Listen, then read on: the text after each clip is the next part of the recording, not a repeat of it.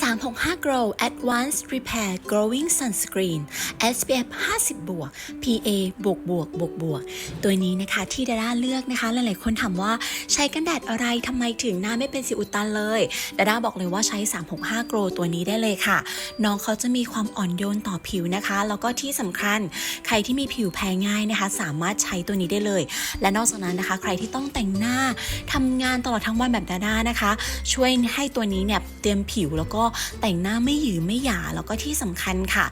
เครื่องสำอางไม่มากรองอยู่บนหน้าด้วยเพราะฉะนั้นนะคะวันนี้นะใครที่แบบว่าอยากได้ความหน้าเป๊ะหน้าปังมีการเตรียมผิวที่ดีนะคะดาด้าแนะนำเลยเป็น 365 Glow ตัวนี้เลยนะคะแล้วก็แต่งหน้าได้สวยๆค่ะสามารถที่จะใช้ได้ทุกวันอีกด้วยนะคะการเตรียมผิวที่ดีนะคะคือการนำมาซึ่งความสวยบนใบหน้าตลอดทั้งวันนั่นเองค่ะ 365 Glow ที่ดาด้าเลือกเท่านั้นค่ะ